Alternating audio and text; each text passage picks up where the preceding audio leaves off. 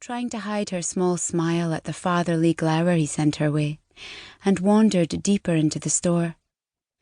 Thea liked the occasional glass of wine on nights she couldn't sleep, and the shop sold a red she could kind of just about afford. Plus, there were these European potato chips that were addictive. She couldn't get enough of them. Paprika flavour. Thea's belly rumbled. Just as she was reaching for the large family-size pack, the hairs all over her body stood on end and her heart raced. Her head whipped to the left, up the aisle, and the bell above the shop door tinkled as someone else walked in. Pulse thrumming hard, Thea pulled her hand back from the chips. All her life, she'd experienced a feeling akin to walking through an electrically charged space when something not good was about to happen. Had they found her? Looking up in the far right corner of the shop where the owner had an old TV mounted to the wall, Thea watched the live footage of the front of the store. There was a man standing at the main counter talking to the owner. Thea heard the old guy's voice rise just as the new arrival pulled a handgun out of his pocket. Oh shit. She knew what she should do, and that was everything it took to not draw attention to herself. Thea was good at being quiet.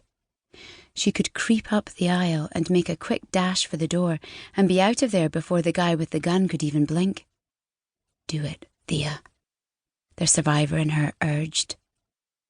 Masking her steps with the otherworldly ability she'd had for as long as she could remember, Thea was almost at the end of the aisle, ready to make a run for it, get out of there, save her own skin, not get involved.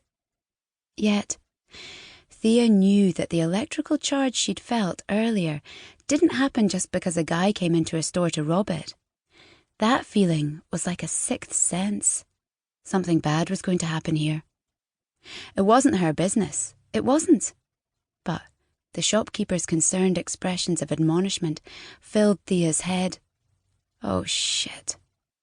She couldn't leave him here to get hurt.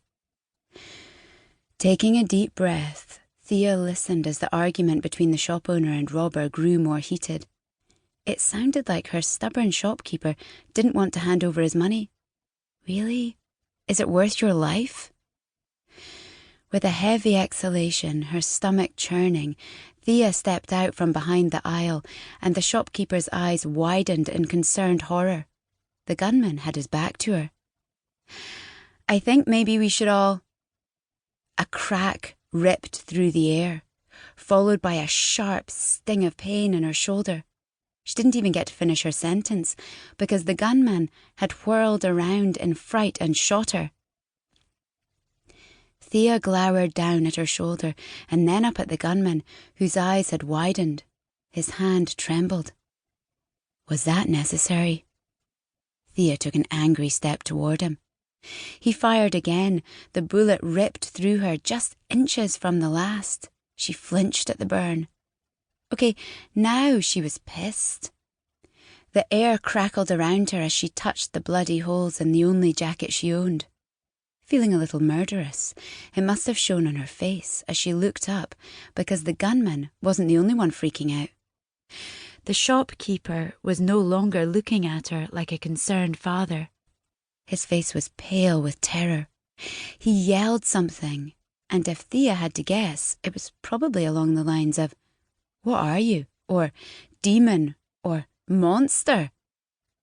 And then he scrambled out from behind the counter, slipping on the tiled floor before throwing open the shop door to tear out of there, crying out at the top of his lungs.